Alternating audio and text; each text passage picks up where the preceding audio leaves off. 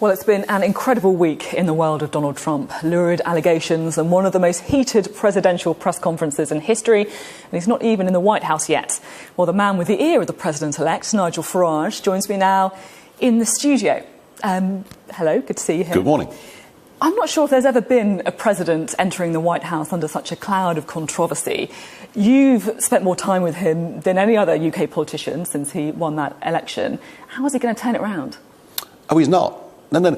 Please, if anyone thinks that he's going to become a president like the previous 44, they can just forget about it. He isn't going to be like that. He will go on tweeting.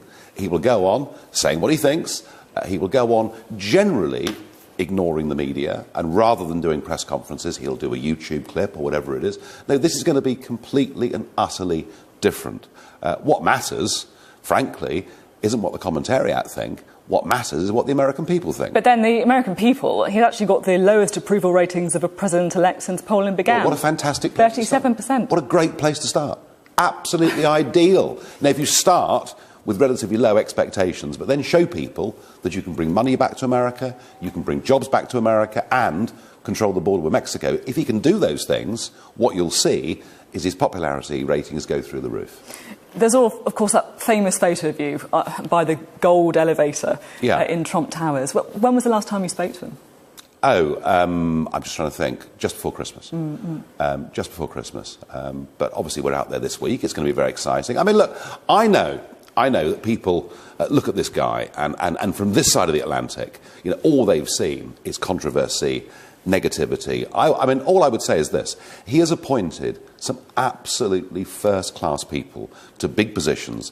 These are the people running America. They are self-made billionaires. They are very successful generals in the US Army. They're not part of sort of typical career politics. Definitely not typical career politicians. Some of them are quite close to Russia, aren't they?